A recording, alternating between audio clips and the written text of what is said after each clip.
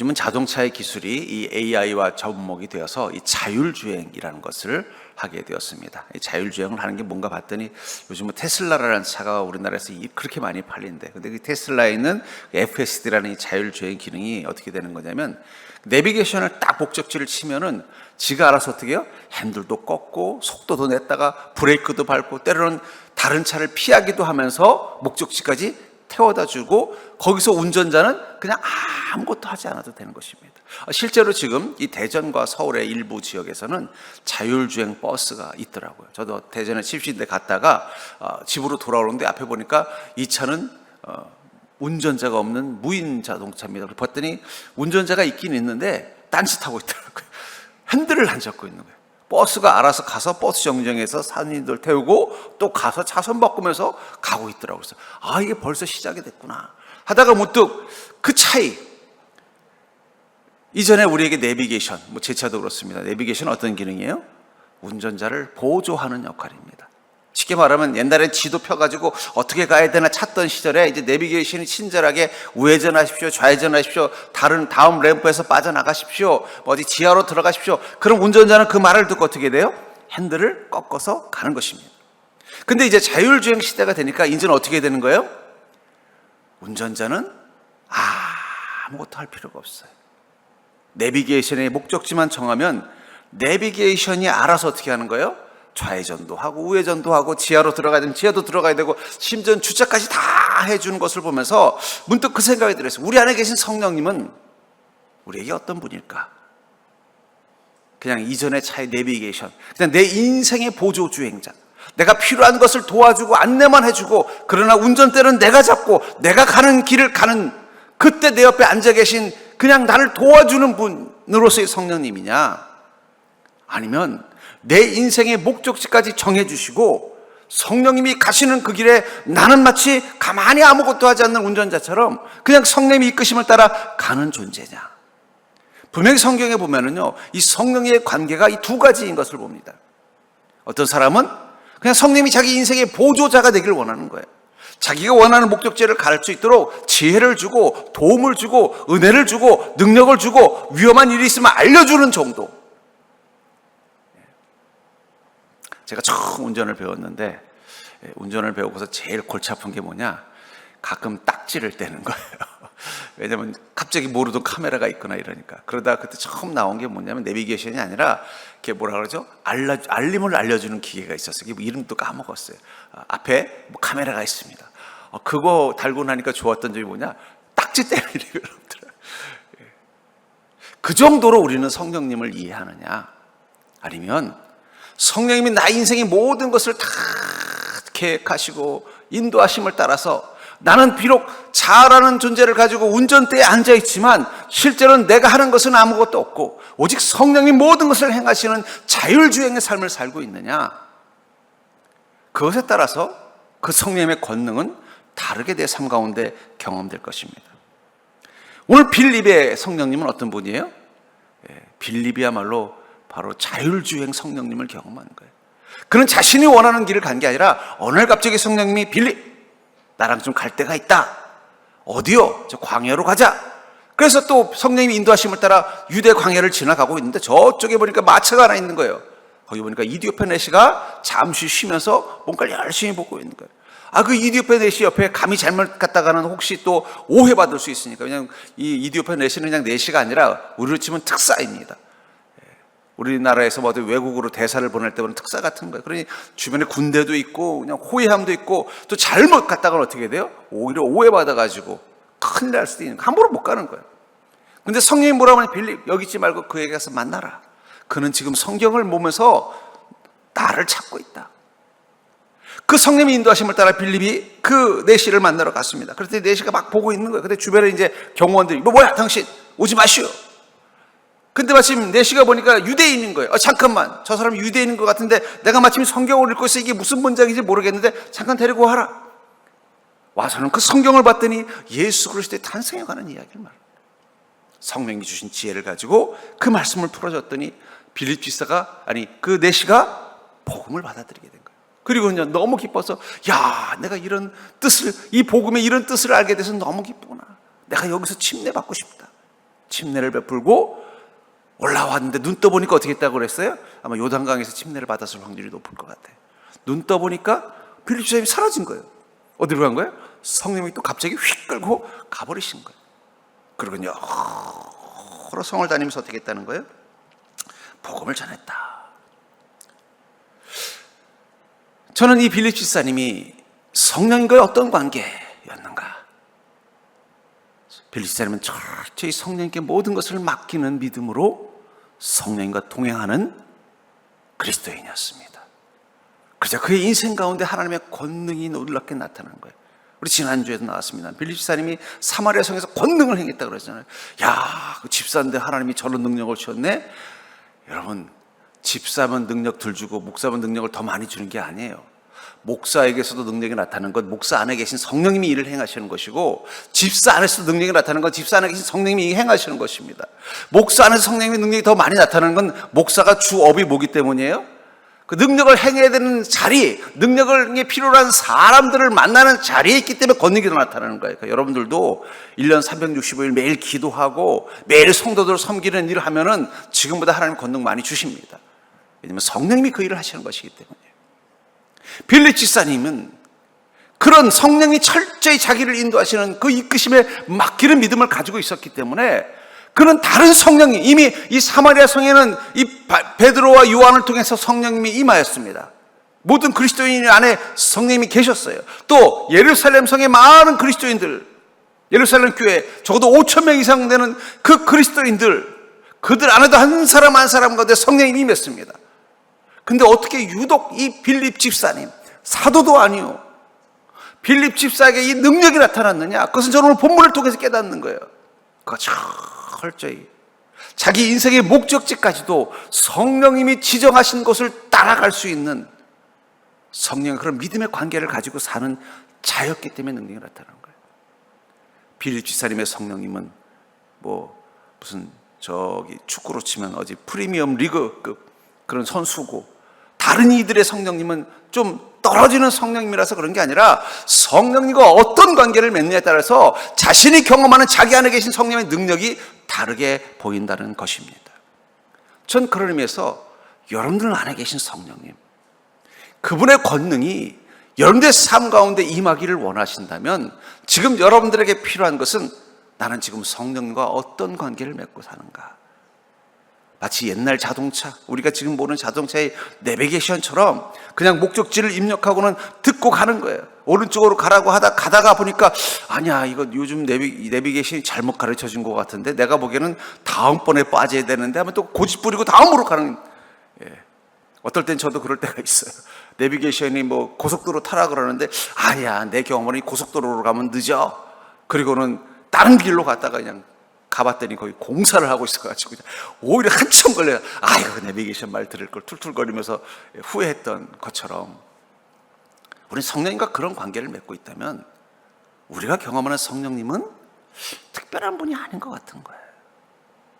성경에 나오는 이 성령의 사람들이 경험했던 일들을 우린 경험할 수 없다는 거예요. 결국은 성령의 사람들이 경험했던, 성경 속의 성령의 사람들이 경험했던 그 성령의 권능은 그들이 성령님과 어떤 관계를 맺고 살았느냐를 통해서 결정되는 것입니다. 그렇다면 우리 인생 가운데서 이 권능 되시는 성령을 경험하려면 우리는 어떤 믿음을 가지고 성령님과 함께하는 삶을 하루하루 살아야 될까요? 저는 성령님의 그 놀라운 권능을 그 삶 속에 풍성하게 경험했던 이 빌립 집사님을 통해서 어떻게 성령님과 동행하는 믿음이 하나님의 권능을 경험하는 믿음인지 알 수 있기를 주의 이름으로 축복합니다. 먼저 이 빌립 집사님은 어떤 마음을 가지고 성령님과 동행했느냐? 바로 성령님의 음성은 나를 이끄시는 음성이라는 믿음을 가지고 성령님과 동행했다는 거예요.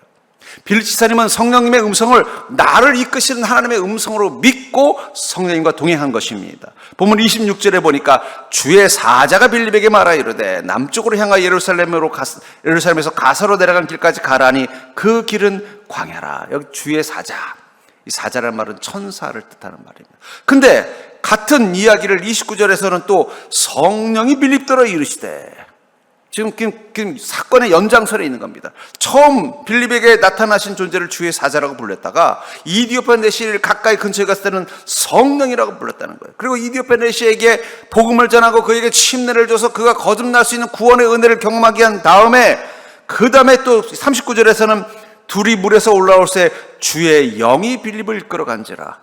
아니 그러면 지금 이 이디오페 내시를 이 복음을 전하고 구원하는 이 과정 가운데 천사 따로 성령 따로 주의 영이 따로 간 것일까요?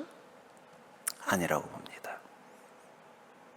주의 사자라고 말했지만 이건 엄밀하게 말하면 천사를 말하는 게 아니라 성령님을 말하는 거예요. 그리고 왜 그 성령님을 안 하고 주의 영이라고 했을까요? 빌립의 주인은 누구입니까? 예수 그리스도입니다. 그 성령님은 예수님의 영이라는 거예요.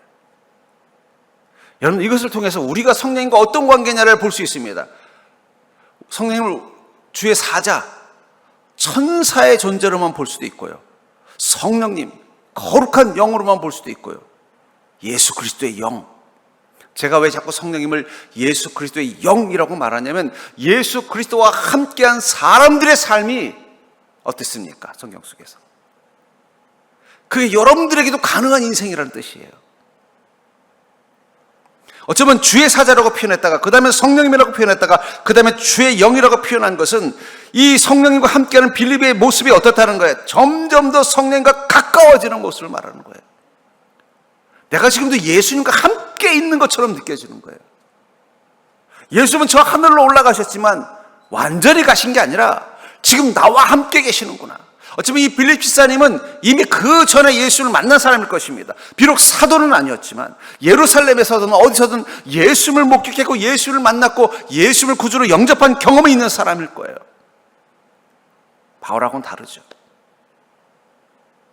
그런 그가 날마다 성령님과 함께 동행하자 내가 지금도 예수님과 함께 있는 것처럼 느껴지는 거예요. 여러분들 예수님이 여러분들과 늘 함께 한다면 여러분들은 어떻게 사시겠습니까?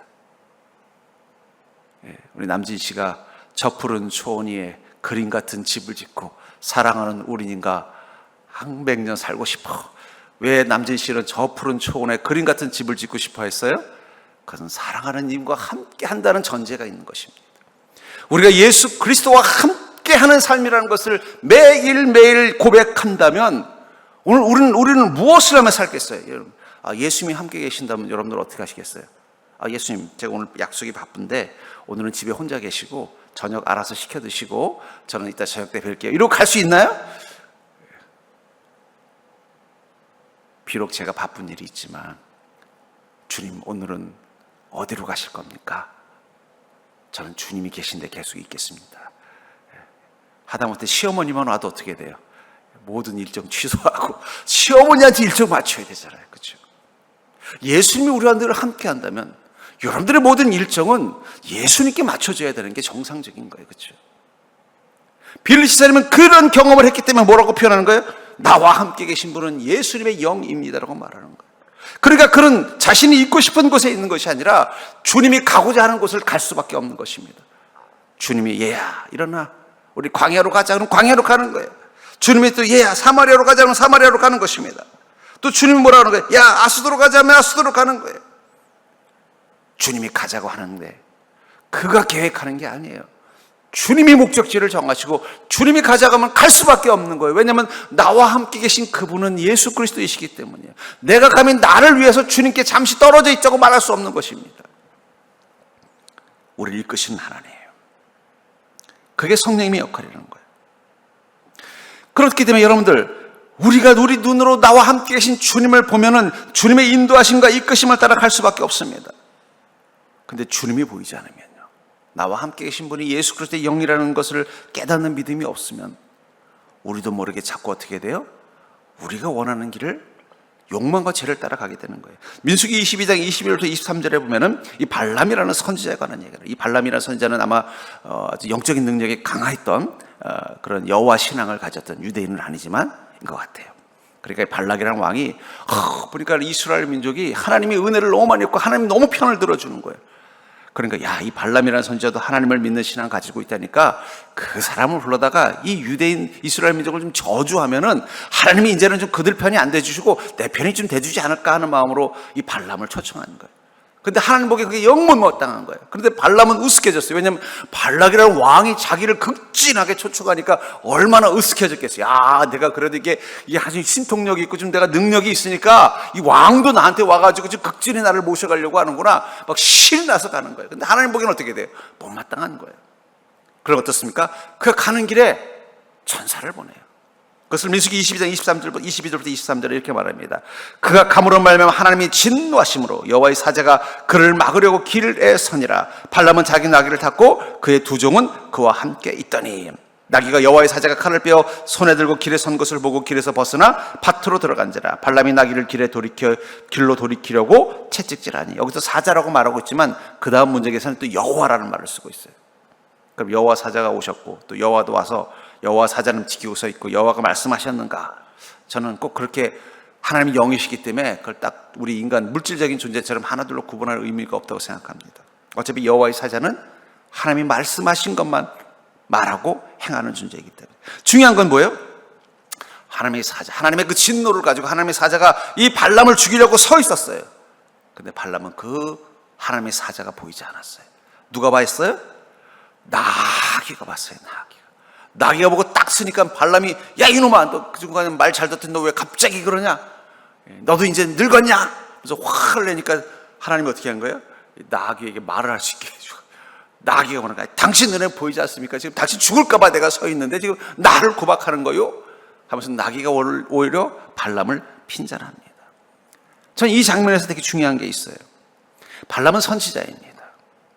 하나님의 뜻을 전하는 자요, 하나님의 능력을 행하는 자입니다. 근데 그도 죄와 욕망이 들어오니까 자기를 죽이러 오신 하나님이 보이지 않더라는 거예요. 나귀 눈에도 보이는 하나님이 보이지 않더라는 거예요. 이거 중요한 것입니다. 우리가 아무리 믿음이 좋은 자라고 말하고 우리가 아무리 말씀을 많이 한다 그러고 아무리 우리가 주님과 동행한 시간들이 길어도 내 안에 죄와 욕망이 들어오면 제일 먼저 나타나는 증상이 뭐냐? 하나님이 보이지 않기 시작한다는 거예요. 같이 있는 나귀도 보는 그 하나님이 이 발람의 눈에는 보이지 않은 거예요. 왜요? 그가 평소에 보이지 않았던 게 아니라 그의 마음 가운데 죄가 들어온 거예요. 야, 이 발락이 나에게 이렇게 선물을 주고 나를 하는 거 보니까 내가 괜찮은 존재거나 교만함을 가지고 어떻게 뭘 시키려고 하는지 모르지만 내가 얼마나 하나님의 권능을 가진지 이제 한번 보여줘야 돼. 이스라엘 민족들, 야, 내가 저주 한번 하면 하나님도 내 편이 될 거야. 죄가 들어오니까 하나님이 보이지 않더라는 거예요. 여러분들, 왜 우리가 날마다 죄와 싸워야 되느냐? 죄가 쌓이면 성령님이 안 보여요. 내 안에 죄가 쌓이면 하나님의 음성이 잘 안 들려요. 내 안에 욕심이 많아지면요, 하나님의 뜻이 보이질 않는 거예요. 나귀보다도 못한, 믿음 없는 사람들보다 못한 눈을 가지고 사는 자가 되는 거예요. 그러나 여호수아는 어떻습니까? 그는 이스라엘의 지도자가 되었지만 하나님을 보는 눈을 잃지 않은 자였어요. 그가 여리고성을 허물로 갈 때 그의 앞을 가로막은 하나님에 대해서 이렇게 말합니다. 여호수아서 5장 13절부터 15절에 여호수아가 여리고에 가까이 이르렀을 때 눈을 들어본즉 한 사람이 칼을 빼어 손을 들고 마주 서 있는지라. 여호수아가 나가서 그에게 묻되 너는 우리를 위하느냐 우리의 적들을 위하느냐. 여호수아도 처음에는 그게 적인지 잘 몰랐어요. 아군인지. 그가 이르되 나니라, 나는 여호와의 군대 대장으로 지금 왔느니라. 하나님이 보내신 사자라는 사실을 알게 됐다는 거예요. 여호수아가 얼굴을 땅에 대고 엎드려 절하고 그에게 이르되 내 주여 종에게 무슨 말씀을 하려 하시나이까. 여호와의 군대 장관이 여호수아에게 이르되 내 발에서 신을 벗어라, 내가 선 곳은 거룩하니라 하니 여호수아가 그대로 행하니라. 하나님이 보여야 하나님의 명령을 듣고 하나님의 명령을 따라 순종해야 우리 인생의 길이 복된 길로 갈 수 있는 거예요. 그렇기 때문에 여러분들, 이 빌립은 주님의 성령의 음성이 나를 이끄시는 음성이라는 걸 믿었기 때문에 어떻게 되는 거예요? 성령께서 말씀하시는 것을 따라가는 믿음. 그게 바로 신을 벗는 믿음이에요. 거룩함과 경외함이 있어야만 하나님이 보이고 하나님을 따르는 자의 삶을 살 수 있는 것입니다. 전 그러면서 여러분들 안에 성령의 음성이 언제든 풍성하게 여러분 삶 가운데 들리고 그 음성을 따라서 한 걸음 한 걸음 나아갈 수 있는 깨어있는 믿음을 가지고 사는 자가 되기를 주의 이름으로 축복합니다. 그리고 두 번째로 그 하나님의 성령님의 음성은 바로 우리의 지혜가 되신다는 거예요. 그 성령의 음성을 따라가면, 그 음성의 인도하심을 따라 살면 그게 바로 우리의 지혜가 된다고 말하고 있는 것입니다. 29절부터 31절에 보니까 성령이 빌립더로 이르시되 이 수레로 가까이 나아가라 하시거늘 빌립이 달려가 선제 이사의 글을 읽는 것을 듣고 말하되 읽는 것을 깨닫느냐 대답하되 지도해 주는 사람이 없으니 어찌 깨달을 수 있느냐 하고 빌립을 청하여 수레에 올라 같이 앉으라 하시니라. 이 상황을 이 이디오페 내시의 관점에서 한번 발견해요. 이디오페 내시는 유대교 신앙을 가진 사람이었습니다. 또 마치 왕의 명령으로 예루살렘을 방문했던 것 같아요. 그리고 그곳에서 귀한 성경책을 선물로 받았을 것입니다. 여러분 요즘 책이 귀하지만 옛날에는 책이 엄청 귀했어요. 서기관들이 뭘 했는 줄 아세요? 성경을 필사한 겁니다. 옛날에는 인쇄 기술이 없기 때문에 필사해야만 책이 한 권 되는 거예요. 여러분 성경 한 권 필사하는 게 그렇게 쉬운 게 아닙니다. 그걸 선물로 받은 것 같아요. 너무 기뻐서 성경을 읽는데 이해가 안 되는 장면이 있는 거예요. 그때 막 고민하고 있었지만 아무리 봐도 이해가 안 돼. 그가 유대 신앙이 없었던 게 아니에요. 이디오피아는 그 당시 유대교인들입니다. 소문에 의하면 이 솔로몬과 결혼한 시바의 후손이 이 이디오피아의 왕조라고 봐요. 그러니까 그 안에 유대 신앙이 지금도 유대인들이 있어요. 이디오피아. 그래서 이디오피아 사람들 중에 유대인들은 지금 이스라엘의 시민권을 받는데 얼굴은 까만데 유대인이에요. 그러니까 유대교 신앙을 가진 사람이에요. 그런데도 이해가 되지 않는 거예요. 그 때문에 머리가 아프고 고민을 하고 있었는데 성령님이 빌립 지사를 보낸 것입니다. 빌립이 그 성경의 말씀을 가르쳐 준 게 아니에요. 빌립을 통해 성령님이 그 이디오페 내시로 하여금 그 진리, 복음을 알 수 있게 도와주신 것입니다. 빛은 볼 수 있는 힘을 주는 것입니다. 여러분들 지금 성경이 잘 읽히죠? 여러분들이 한글을 잘 알아서 읽는 게 아니에요. 빛이 비춰주기 때문에 그런 거예요. 성령께서 비춰주시면 우리 눈에 보이지 않는 것들이 보이게 되는 것입니다. 그게 지혜입니다. 특별히 성경의 말씀, 진리의 말씀, 그 말씀은 그냥 보이는 게 아니에요. 성령님이 볼 수 있도록 은혜를 베풀어 주셔야 돼요. 그리고 그 은혜는 누구에게 임하느냐? 믿음을 가진 자에게 임하는 것입니다.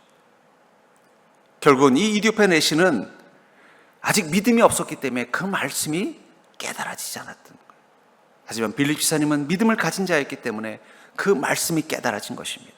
그리고 그 말씀을 성령께서 가르쳐주심을 따라서 전달하는 순간 이디오페 내시 안에 믿음이 생기는 거예요. 여러분 복음은 왜 중요하냐? 복음을 받으면 그 복음이 들어가는 순간 마치 땅에다가 씨앗을 심으면 어떻게 돼요? 살아있는 씨앗은 그냥 있지 않아요. 반드시 어떻게 돼요? 싹이 나는 거예요. 복음은 살아있는 씨앗과 같습니다. 그 씨앗이 그 복음을 받은 사람의 마음속에 들어가면요 그냥 있지 않아요. 거기 믿음의 싹이 나기 시작해요. 그럼 그 순간부터 그 사람 눈에 이제 보이는 것들이 있습니다. 구원, 영생, 예수 그리스도, 천국이 보이기 시작합니다. 그것을 히브리서 11장은 뭐라고 말해요? 믿음은 바라는 것들의 실상이요 보이지 않는 것들의 증거다. 또 거기서 끝나지 않습니다. 히브리서 11장 3절은요 믿음으로 모든 세계가 하나님의 말씀으로 지어진 줄을 알게 된다. 무슨 말이에요? 믿음을 갖고서 우리 인생을 바라보면 이 인생이 뭘로 만들어졌다는 거예요? 말씀으로 지어져 있다. 저는 이 장면을 가장 완벽하게 표현한 그 영화가 있습니다. 매트릭스라는 영화. 여러분 매트릭스라는 영화 보셨죠? 사실은 이 매트릭스라는 영화는 등장인물도 그렇지만 약간 성경적 세계관을 가지고 쓴, 물론 100% 성경적이진 않지만 근데 어떤 부분은 되게 성경적. 그 부분의 하나가 뭐냐면 그 주인공의 이름이 네오예요. 네오라는 건 새롭다는 뜻이에요. 거듭난 자라는 뜻입니다. 그 네오가 그 스미스라는 그 바이러스 하는 그 프로그램에 총을 맞고 죽어요. 죽었다가 다시 살아나요. 근데 다시 살아나 눈을 뜨니까 어떻게 보여요? 스미스라는 사람이 보이는 게 아니라 코드가 보이는 거예요. 숫자가 쭉 보이는 장면 기억나십니까? 저는 오늘 이 말씀 히브리서 11장 3절이 그걸 이 감독은 이 성경을 많이 읽은 사람이구나. 믿음으로 모든 세계가 하나님의 말씀으로 지어진 줄을 우리가 아나니. 여러분, 우리가 예수 그리스도를 구주로 영접하고 거듭난 자, 네오가 되는 순간 우리 안에 복음은 자라서 우리가 믿음을 갖게 만듭니다. 그리고 믿음을 가지고서 세상을 딱 보니까 뭐가 보여요? 사람이 보이는 게 아니라 하나님의 말씀이 보이는 거예요. 세상이 보이는 것이 아니라 하나님의 말씀이 보이는 거예요. 인생이 보이는 것이 아니라 하나님의 말씀이 보이는 거예요. 세상이 무엇으로 만들어진 줄 안다고요? 하나님의 말씀으로 만들어진 걸 알게 된다는 거예요. 여러분, 하나님의 말씀으로 만들어진 걸 알게 되면 우리는 어떻게 살겠어요? 그 말씀을 따라 살겠죠. 그 다음부터는 어떻게 됐어요? 그 무시무시한 그 스미스 요원들이 이 네오를 못 이겨요. 못 죽여요. 못해요. 다른 게 보이니까 다른 사람이 되는 것입니다. 여러분, 그리스도인이 세상을 살 때 다른 사람이 되는 거듭난 새로운 자가 되어야만 세상을 다르게 살 수 있는 거예요. 성경에는 특별히 사도행전에 나오는 이 거듭난 사람들의 특징은 뭐예요? 왜 그들은 우리가 똑같은 존재인데 어떻게 저렇게 다르게 살 수 있는가? 죽음을 두려워하지 않고 환난을 두려워하지 않고 인생의 분명한 소망과 목표를 가지고 성령의 권능을 가지고 사는 인생으로 바뀔 수 있는 비결이 뭐예요? 그들의 눈에 보이는 세계는 하나님의 말씀으로 만들어져 있다는 것을 알게 되기 때문이에요. 전 여러분들이 보이는 세상이 하나님의 말씀으로 지어진 것을 볼 수 있는 눈이 되기를 주의 이름으로 축복합니다. 그러려면 우리 안에 뭐가 필요하다는 거예요? 믿음으로 거듭남이 필요하다는 거예요. 그리고 세상을 바라보면요, 하나님의 말씀으로 지어진 세상이 보이니까 그때부터 우리의 행동이 달라지는 거예요. 세상 사람들과 똑같이 총 맞아 죽는 존재가 아니라 그 죽음을 초월할 수 있는 존재. 세상의 것에 탐하고 세상의 것에 얽매여서 세상의 희로애락에 지배당하고 사는 인생이 아니라 그 너머의 마음을 가지고 사는 인생. 왜냐하면 모든 것들이 하나님의 말씀으로 지어진 것이 눈에 보이는 자가 되었기 때문이에요. 빌립보 사람 눈에는 그렇게 보이는 거예요. 성령의 사람들에게는 사람이 보이는 것도 아니고 이디오페 네시라는 이방인이 보이는 것도 아니고 힘을 가진 권력자가 보이는 것도 아니고 낯선 성과 땅이 보이는 것도 아니고 오직 하나님의 말씀으로 빚어진 것들만 보이는 거예요. 저는 그것을 그 전문가들을 통해서 많이 봅니다. 여러분들은 산에 가면 뭐 보세요? 야, 나무 예쁘다, 돌 예쁘다 그러잖아요. 근데 제가 옛날에 지리학과 출신 학생이랑 같이 간 적이 있는데 같이 산을 가는데 이건 편모함인 것 같은데 이건 사암인 것 같은데 나는 돌이 이쁘다만 보고 있는데 이 사람은 뭐만 봐요? 이게 사암이고 이게 편모함이고 이거는 아마 이게 아마 몇만 년 전에 나랑 다른 걸 보고 가더라고요. 끝까지. 그럼 저거 돌 뭐랄까 저거 잘하면 속에 금이 있다는 거예요. 저런 돌 속에 금이 있다는 거예요. 근데 캐보진 못했습니다만 내 눈에는 안 보이는 게 저 사람 눈에 보이는구나. 여러분들이 여러분들의 인생을 믿음으로 볼 수 있는 자가 되길 주님 축복합니다. 믿음으로 보면 이제부터 뭐가 보여요? 아이고, 하나님, 내 인생에 왜 이렇게 힘든 일들이 많아요? 그게 아니라 뭐가 보여요? 하나님의 말씀이 보이기 시작하는 거예요. 아이고, 내 주변에 이렇게 나를 미워하는 사람들만 많아요? 하나님의 말씀이 보이는 것입니다. 나는 왜 이렇게 하는 일들마다 자꾸 어려운 일을 겪어요? 하나님의 말씀이 보이기 시작하는 거예요. 나는 왜 이렇게 초라하고 아무것도 아니에요? 하나님의 말씀이 보이는 거예요. 그 순간 사는 모습이, 사는 마음가짐이, 사는 목적이 달라지는 것. 저는 그게 믿음의 능력입니다. 그것을 위해 성령님 우리 안에서 어떻게 해요? 이 모든 만물이, 인생이 하나님의 말씀으로 지어진 것을 볼 수 있도록 빛이 되어 주시는 거예요. 보이지 않던 것들이 보이는 거예요. 보이지 않던 것들. 그 보석 하시는 분들이 보니까 어떤 보석은 빛을 이렇게 비추더라고요. 그랬더니 다른 색깔로 바뀌는 거예요. 그러면서 이건 이런 빛이 되는 걸 보니까 이건 어떤 보석입니다. 그 빛을 비춰야만 보이는 그게 진짜 보석인지 가짜인지를 구분할 수 있는 힘이 그 빛을 통해서 보이더라고요. 마찬가지입니다. 성령님이 우리 인생의 빛이 되어줘야만 그 빛 가운데서 우리 인생을 봐야 어떤 게 천국을 향한 보물의 길이고 어떤 것이 파멸을 향한 심판의 길인지가 보이는 거예요. 어떤 삶이 복된 인생이고 어떤 삶이 헛된 인생인지가 보이는 거예요. 근데 그 빛을 꺼버리면요, 또 헷갈리는 거예요. 아이고, 나도 저 사람처럼 살았어야 됐는데, 아이고, 나도 저런 것을 누리고 살았어야 됐는데, 헷갈리니까 자꾸 어떻게 해야 돼요? 그냥 갈짓자로 인생 사는 거예요. 차라리 믿음이 없었으면 그쪽이라도 달려갈 텐데 이쪽도 못 가고 저쪽도 못 가고. 그러나 다시 성령의 빛이 비추면 보이는 거예요. 아이고, 내가 잠깐 착각에 빠져서 저 멸망할 길로 갈 뻔했네. 아이고, 이제 주님이 비춰주시니까 어떤 길이 복된 길인지 보이는구나. 그러니까 여러분들 날마다 성령님이 내 인생의 길에 빛이 되어달라고 기도하는 믿음 있기를 주의 이름으로 축복합니다.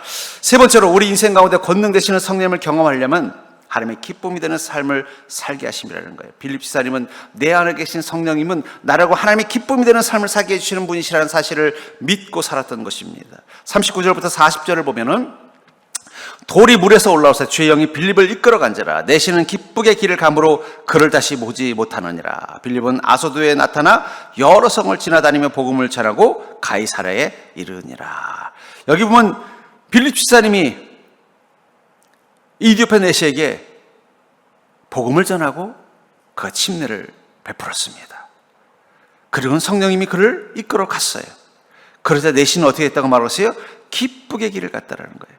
빌립 집사님이 만난 그 사람은 빌립 집사님을 통해서 그의 길을 기쁘게 가는 자가 됐다는 거예요. 여러분, 사람들은 길 위에서 어떤 표정을 지을까요? 저는 이 전철을 탈 때마다 일부러 스마트폰 안 보고 사람들 얼굴을 봐요. 그러면서 상상을 해봐요. 저 사람은 지금 어디 갈까? 복장을 보니까 회사에 갔다가 오는 길인데 표정이 어두운 걸 보니까 오늘 상사한테 좀 깨졌나 보다. 아, 저분은 되게 피곤해 보이는데 보니까 오늘 힘든 일이 있었나 보다. 상상을 하면서 봐요. 근데 보면요, 기쁘게 길을 가는 사람은 몇 없고 다 그냥 무거운 표정 짓고 피곤한 표정 짓고 분한 표정 짓고 누가 하면 건들기만 해봐라, 이런 표정 짓고 가는 사람들만 많더라고요. 세상이 그런 거예요. 근데 이 성령님을 만난 사람들은 어떻게 돼요? 자신의 길이 신나서 가는 거예요. 이디오페 내시라고 행복하기만 했겠습니까? 우선 내시니까 뭐예요? 모든 내시가 다 그런 건 아니지만 결혼도 못하고 사정이 있었겠죠. 또 여러분, 권력의 자리에 있으면요, 별의별 모함 많이 당하고 스트레스 엄청 받습니다. 아마 어쩌면 예루살렘에 있을 땐 행복했는데 돌아가는 길이 싫었을지도 몰라요. 또 가면은 또 왕의 비위 맞춰야 되고, 또 자기 미워하는 또 다른 이 관리들이 자기를 또 없는 사이에 또 어떤 모함을 했을까 걱정도 되고, 예루살렘에 와 있을 때는 특사로 와 있으니까 또 귀빈 대접받고, 또 자기 신앙 때문에 성전에 가서 막 하나님께 찬양 드리고 예배 드릴 때 너무 행복하고, 또 그 말씀 듣고 나면 막 신이 났지만 돌아가는 시간은 뭐예요? 아이고, 가면 또 왕한테 또 깨질 생각하고, 또 가면은 또 자기를 미워하는 정적들이 또 자기를 어떻게 모함했을지 걱정이 되기도 하고, 또 가면 또 자기 인생에 또 문제들이 하나씩 기다리고 있는 그 길을 가면 하나도 기쁘지 않은 거예요. 기뻤으면 그 광야에서 그 앉아서 쉬었겠습니까? 그냥 빨리 가려고 그랬겠지. 내가 보니까 가기 싫어서 자꾸 이제 느기적 가는 거예요. 우리 인생 같다는 거. 그런데 성령님을 만나고 나니까 어떻게 돼요? 가는 길이 신나는. 왜 신났을까요? 빨리 가서 날 또 혼을 내는 그 왕에게 복음을 전해야지. 빨리 가서 나를 힘들게 하는 그 사람들에게, 나는 예수님 만났는데 당신들도 예수님 만나고 좀 거듭나셔야죠. 내가 가서 잘해줘야지. 원수도 사랑하라고 하는데 사랑해야지. 내가 가서 이제는 아이고, 내가 어떻게 하면 더 성공할까? 내가 어떻게 하면 더 부자가 될까? 내가 어떻게 하면 더 힘든 자가 될까? 하면 할수록 더 힘들어지고, 하면 할수록 더 지치고, 하면 할수록 그게 더 내 마음을 공하게 만들었는데, 이제 내가 왜 가서 그 일들을 해야 되는지 이유를 알게 되니까 막 신이 나는 거예요. 기쁘게 길을 가는 자가 된 것입니다. 여러분들, 그리스도인의 인생은 기쁘게 살 수 있는 기회를 얻은 자예요.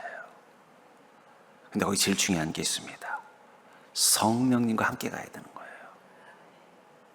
성령님과 함께 안 가면요, 우리도 세상 사람하고 똑같이 매일매일 아휴, 왜 이렇게 내 인생은 피곤하냐, 왜 이렇게 나는 힘들게 하는 사람이 많냐, 왜 이렇게 오늘도 나는 내게 억울한 일들이 많냐, 왜 이렇게 내 주변에는 안 좋은 일들이 많냐, 기쁠 일이 하나도 없는 거예요. 제가 아는 친한 목사님이 캐나다로 유학을 갔는데 그 막내 아들이 아주 귀여운 녀석이 있었어요. 그 녀석이 초등학생이었는데 그래서 이제 그 캐나다에 있는 이제 현지 학교를 보냈대요. 그러니까 학교를 딱 갔다 와서 첫날 수업을 듣고 딱 들어오는데 딱 들어오면서 아빠 나 말 시키지 마. 왜 그래? 아, 나 오늘 하루 종일 영어 듣느라고 스트레스 너무 받았어. 말 시키지 마. 그러더라는 거예요. 애들도 기쁘지 않아요. 애들도.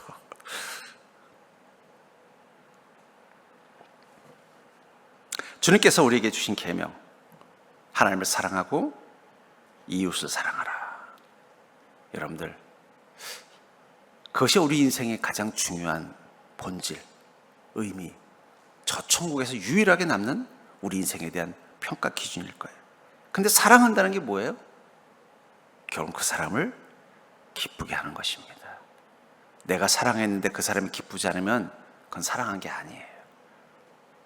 그 사람이 나의 사랑으로 기쁘게 자기 길을 가게 만들어주는 게 사랑입니다. 우리는 하나님을 사랑합니다. 그래서 여러분 뭘 고민해요? 내가 어떻게 하면 주님의 기쁨이 될까? 나 주님의 기쁨 되길 원하네. 내 마음을 새롭게 하소서. 왜 새로워지는 거예요? 주님의 기쁨 되려고. 그게 사랑하는 것입니다. 사람들을 사랑한다는 건 뭐예요? 그 사람들을 기쁘게 하는 게 사랑하는 거예요. 그 사람들을 힘들게 하는 건 사랑하는 게 아닙니다. 세 번째 계명, 너 자신을 사랑하라. 그것도 뭐예요? 나를 기쁘게 하는 게 사랑하는 거예요. 근데 현대인들은요, 기쁘게 하는 능력을 잃어버렸습니다.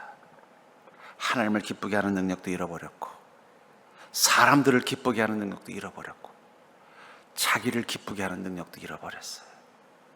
맛있는 거 먹으면 기쁠 줄 알았더니 카드기만 다 올라오고, 멋진 데 여행 다니면 기쁠 줄 알았더니 갔다 왔더니 또 그냥 카드 연체되고 말이고, 자기도 기쁘게 하는 방법을 잃어버린 거예요. 기쁘게 하는 방법을 잃어버리니까 자꾸 어떻게 해야 돼? 더 채우면 기뻐질 줄 알아요. 여러분, 정말 기쁘게 할 수 있는 사람은요, 작은 것 가지고도 행복할 수 있는 사람들이에요. 어쩌면 교회의 역할은 뭘까요? 우리는 사역을 통해서 하나님을 기쁘게 하는 자가 되는 것입니다. 저는 오늘도 이렇게 앞에 찬양팀들이 서 있잖아요. 저는 늘 기도합니다. 우리 찬양팀들이 성도를 바라보고 있지만 그런 마음은 하나님을 바라보고 찬양하길 기도해요. 왜냐하면 성도를 바라보면요, 그 찬양이 내가 사람들을 기쁘게 하고 나를 기쁘게 하는 찬양이 돼버려요. 여러분, 모든 사역은 하나님을 기쁘시게 하는 데 목적인 것입니다. 하나님을 기쁘시게 하는 거예요. 저도 설교자로 제일 스트레스 받을 때가 뭔지 아세요? 딱 제 방에 갔더니 성령님이 그래요. 너 좀 오늘 헤매더라. 그러면요, 근데 우리 성도님들은 다 졸고 있는데 하나님이 오늘 잘했어 이러면요, 기뻐요. 또 공동체라는 게 뭐예요? 하나님이 우리를 기쁘시게 하는 걸 경험하는 게 공동체. 예루살렘 교인들이 기뻤던 것은 자기들끼리 밥 맛있게 나눠 먹고 함께 자기가 가진 재물 나눠 쓰고 함께 매일 모여서 얘기해서 기쁜 게 아니에요. 성령님이 그 안에 함께 하시면서 하나님이 그들을 기쁘게 해준 겁니다. 그래서 모이기를 힘쓴 거예요. 아이고, 우리 교인들은, 예루살렘 교인들은 사람들이 다 좋아. 그 예루살렘 교인들은 나 사랑이 너무 많아. 그래서 모인 게 아니에요. 하나님이 기쁘시게 하는 자리이기 때문에 모인 거예요. 이런 교회 공동체는 목사가 기쁘게 해주는 것도 아니고 옆에 집사님이 기쁘게 해주는 곳이 아니에요. 그러니까 여러분들, 우리 교회는 사랑이 없다라는 말은 하나님이 사랑이 없다는 말하고 똑같은 거예요. 왜냐하면 교회 공동체는 하나님이 기쁘시게 하는 공동체가 되기 때문에. 우리의 섬김은요, 하나님을 기쁘시게 하는 거예요. 그게 교회의 역할입니다. 그 기쁨의 열매를 맺어야 우리 인생에 열매가 있는 것입니다. 그게 사랑하는 것이기 때문에. 제가 최근에 재밌는 사실을 알았어요. 여러분, 어떤 나무가 막 잘 자라서 잎이 무성하면은요 좋을 것 같죠? 아니에요. 너무 무성하면 열매가 잘 떼요. 조금 약간 빌빌해야 열매가 크대요. 왠지 아세요? 내가 이러다 죽을 것 같으니까 죽기 전에 힘써서 열매라도 맺고 죽자 그래가지고 더 열매를 잘 맺는데요. 내가 그 사실을 깨닫고서 은혜 받았습니다. 왜 예수님이 무화과 나무를 혼냈는지. 무화과 나무가 잎이 무성했다는 얘기는 뭐예요? 열매 맺는 데는 관심이 없고 자기 드러내는 데만 관심을 갖다 보니까 어떻게 해요? 열매를 못 맺은 거예요. 주님을 기쁘시게 하는 존재가 아니라는 거예요. 여러분들, 자기를 드러내는 데만 관심이 있는 인생은요 절대 하나님 기쁘시게 못합니다. 사람들을 기쁘게 못해요. 하나님도 기뻐하지 않고 사람도 기뻐하지 않는 자신이 기쁠까요? 그렇잖아요. 여러분, 이기적인 사람들이 다 행복할까요? 제가 본 이기적인 사람 중에 행복한 사람 한 명도 못 봤어요. 지밖에 모르고 지 것만 챙기는 사람이 행복할 것 같지만 그런 사람들 되게 보면 신경증들이 많아요. 왜냐하면 행복이라는 건 내 안에서 생기는 게 아니에요. 나를 통해 누군가가 기뻐하고 행복하는 걸 봐야 생기는 게 행복입니다, 여러분들. 근데 나를 만난 사람들이 다 인상 쓰고 있는데 뭐가 행복하겠어요? 예. 열매가 가득해야 돼요.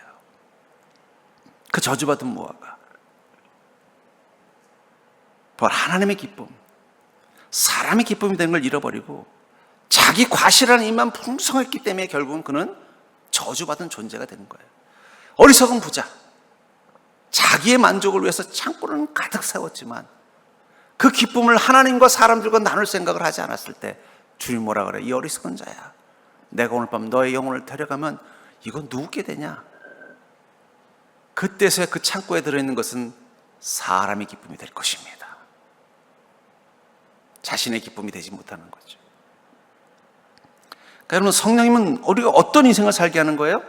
사랑할 수 있는 자, 다른 말로 표현하면 하나님을 기쁘시게 하고 사람을 기쁘게 할 수 있는 능력을 가진 자가 되게 하시는 거예요. 이 빌립 지사님께서, 성령님께서 이 빌립 지사님께 한 건 뭐예요? 그를 만난 사람들을 기쁘게 하는 자가 되도록 성령님이 지혜가 되기도 하고 성령님이 능력이 되어준 거예요. 그냥 내가 성령의 사람이야, 내가 권능을 받은 사람이야, 이걸 과시하기 위해서 병자를 낫게 한 게 아니에요. 그 병 때문에 고통받는 자를 기쁘시게 하기 위해서 빌립 지사님을 통해 성령님이 역사하신 것입니다. 그 귀신 들려서 고통받는 사람들을 기쁘게 하기 위해서 빌립 지사님에게 귀신을 쫓을 수 있는 능력을 주신 거예요. 성령의 능력은 여러분들이 하나님과 사람들을 기쁘게 하는 자가 되게 하시기 위해서 주시는 능력이에요. 그러니까 그 능력을 어디에 써야 돼요? 하나님과 사람에게 써야만 나타나는 능력이 되는 거예요. 그래야만 그 능력은 여전히 내 안에서 역사하는 하나님의 권능이 되는 것입니다. 근데 어느 순간 내 삶의 목표가 하나님을 기쁘시게, 사람을 기쁘게 하는 것, 하나님을 사랑하고 이웃을 사랑하는 그 계명을 지키는 게 내 인생의 목표의 열매라는 그 마음을 잃어버리는 그 순간부터 우린 자기 만족, 자기 과시, 자기 영광에만 빠지게 돼 있어요. 입만 무성한 무화과 나무가 되는 거예요. 그런 착각에 빠지는 거예요. 이것들이 있으면 내가 기쁠 거라고. 아니요. 우리는 누군가를 사랑해야 기쁠 수 있는 존재예요. 하나님을 사랑할 때 우리 영혼은 가장 기쁩니다. 우리가 하나님을 사랑할 수 있는 기회를 가지면 가장 기뻐요. 지난주에 우리 교회 방수공사를 우리 섬긴장들하고 같이 했어요.